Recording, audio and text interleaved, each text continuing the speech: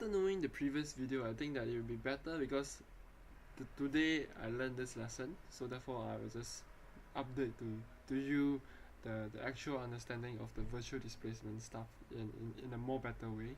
Is that you remember this point is the stress strain curve, alright, but we are looking at the elastic region, which is this one, okay, and then after which we actually say that we have a virtual displacement, right, but I didn't actually draw it to you.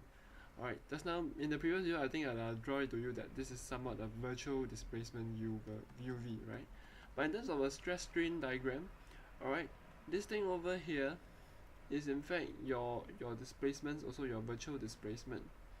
Alright, so the amount of strain energy within this system, alright, so in more exact is that your force now in this case is the y direction. Alright, the force gonna multiply by your u. Alright, but it's not half anymore, right? Because it's just simply everything in here, alright? It's just a rectangle, so I just simply take half multiplied by u virtual, okay?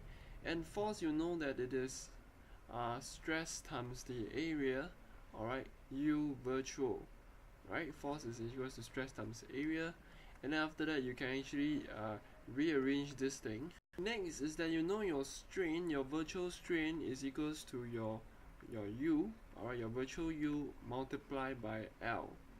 I mean divided by L, sorry, because it's just a strain. The displacement over its original length, alright. So therefore we can bring this L upwards, so I have L times epsilon strain is equals to u now. So what I have is sigma A multiplied by L epsilon this thing, alright, virtual. Alright, then I know that this is AL.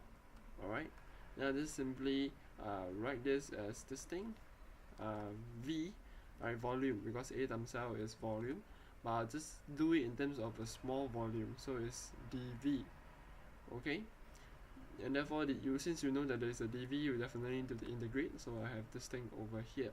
So therefore your force U is equals to this thing over here, your strain, your energy. This is your work done, right, force times the displacement, and then simply take this thing, I retain this, alright, I bring this to the other side, alright, of the picture.